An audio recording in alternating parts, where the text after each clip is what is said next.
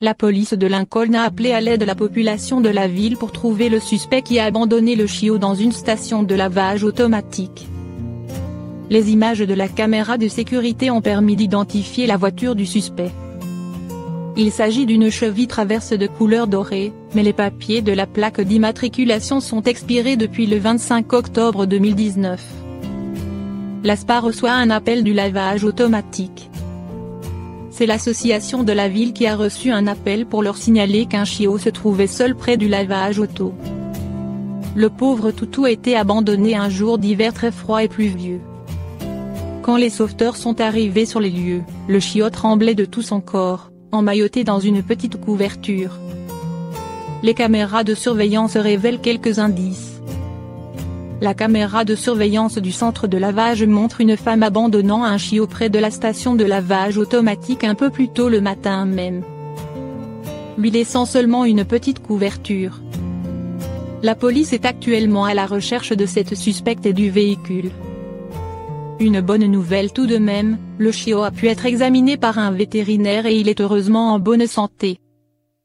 Il a été mis à l'adoption rapidement après avoir été recueilli par l'association et il a déjà trouvé sa nouvelle maison pour la vie. Togo sur Dine+, l'histoire vraie et, trop, longtemps méconnue de Togo, l'héroïque chien de traîneau.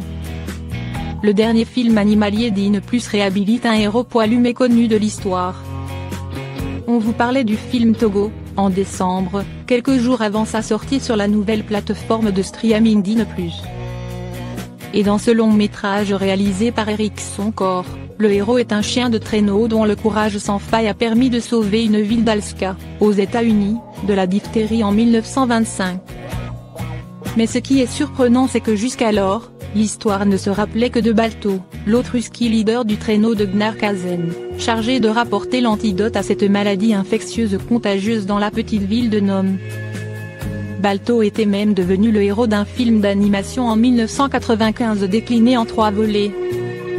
Ce nouveau Dine, inspiré donc d'une histoire aussi vraie que passionnante, rend ainsi au passage ses lettres de noblesse à un autre héros de l'histoire jusqu'alors méconnu, Togo. 6 husky âgé de 12 ans et ayant réalisé l'exploit de mener l'attelage sur 424 km, soit presque la moitié du trajet, s'était fait voler la vedette. C'est pour une raison aussi injuste que logique.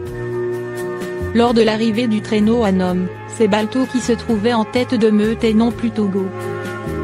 Raison supplémentaire, s'il en fallait, de se laisser tenter par le visionnage de ce film disponible sur Dine+.